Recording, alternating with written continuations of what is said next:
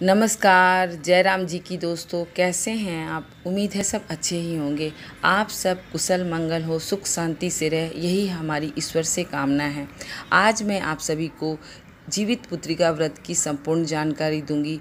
यह व्रत कब है, 28 को है या 29 को है, ये जो मतभेद है इसे आज मैं दूर करूंगी और यह व्रत किसके लिए किया जाता है इसकी भी जानकारी दूंगी। इस व्रत की पूजा विधि नियम की जानकारी आगे मैं देने वाली हूँ।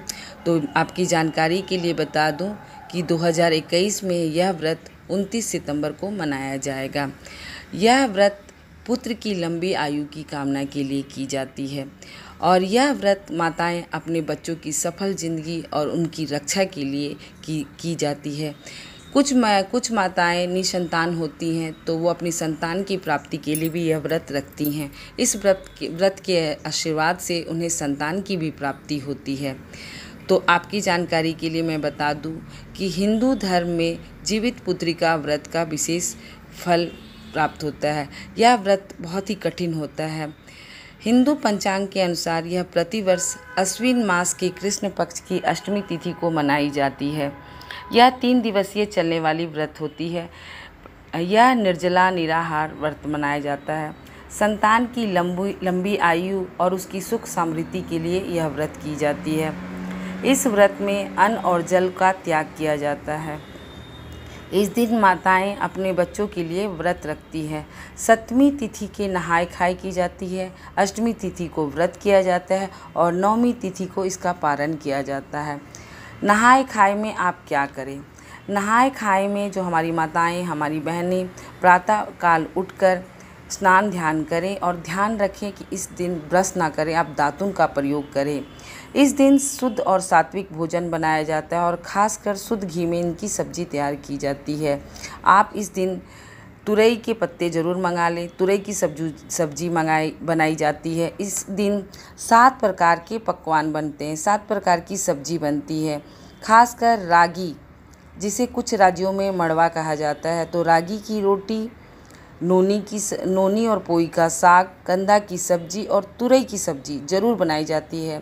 मैं आपकी जानकारी के लिए बता दूं कि आप तुरई की सब्जी और तुरई की पत्ता आप ज़रूर मंगवा लें, क्योंकि तुरई के पत्ते पे ही चीलो और सियार की भोग लगाया जाता है। और यह साथ ही माताएं बहनें प्रातःकाल उठकर व्रत वाले दिन पहले भी पकवान बना सकती हैं। पकवान में आप गुलगुला, ठेकुआ, पुआ, अनरसा पकवान बना लें और व्रत वाले दिन सुबह उठकर इस पकवान को आप चीलो और सियार को तुरई के पत्ते पर भोग लगाया जाता है। ये आप अपने घर के छत पर रख लें या बैल्कोनी में रखें, जिससे पंछी का भोजन बनता है। ये नहाय खाए के दिन यह पारंपरिक पकवान बनता है। तो कुछ लोग अनरसा, पुआ, पूड़ी, गुलगुला बनाते। आप अपनी सुविधा के अनुसार बनाएं। हर राज्य का नियम कुछ अलग होता है। हो सकता है जो बिहार राज्य में नियम है यूपी में थोड़ा हटकर हो।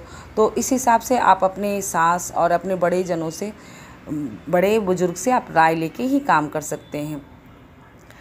अष्टमी तिथि के दिन आप क्या करें? अष्टमी तिथि के दिन आप निर्जला व्रत रखें। सुबह स्नान ध्यान करके जो आप अपनी नित्य पूजा करती हैं वो आप कर लें, लेकिन संध्या काल में जीवित वाहन भगवान की पूजा की जाती है।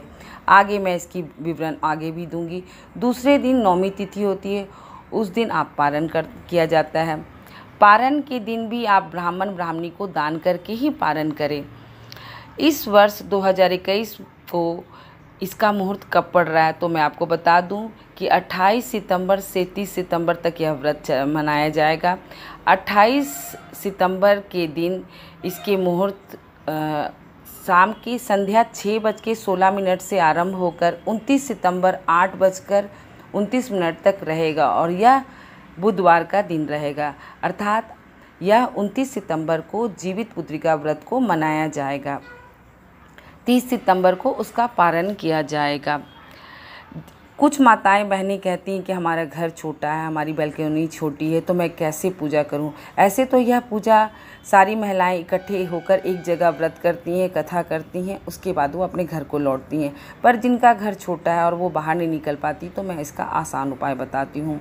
आप अपने घर के आंगन या बैल्कनी में कलश स्थापित करें, गणेश और गौरी की प्रतिमा रख लें, गौरी और गणेश के लिए आपको मैं बता दूं कि आप सुपारी की गणेश जी बना लें और मिट्टी की गौरी माँ बना लें और कुश और घास की आप व्यवस्था कर लें, क्योंकि कुश की पूजा की जाती है।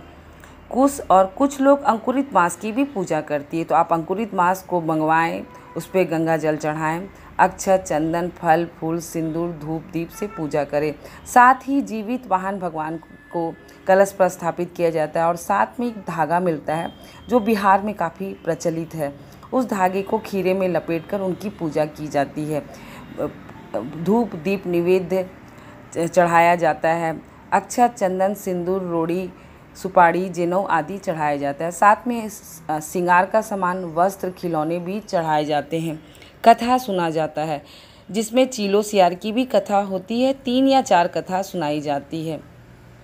माताएं बहनें इस पूजा को अच्छे से विधिवत करें, साथ में श्रृंगार और वस्त्र चढ़ाएं और खिलौने भी आप अपनी श्रद्धा के अनुसार चढ़ाएं। यह मैं यहाँ बता रही हूँ, ये सभी राज्य में नहीं होता, ये उत्तर प्रदेश में खिलौने और वस्त्र की चढ़ावा चढ़ाई जाती है। ये अपने अपने राज्य के अनुसार है।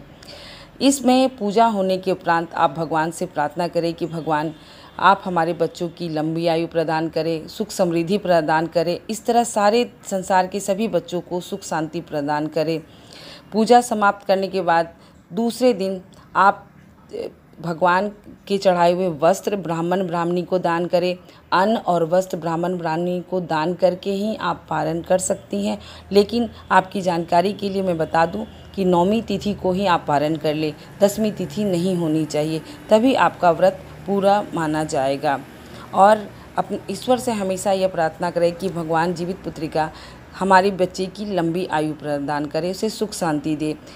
तो आप सबसे मैं आगे विदा लेती हूँ।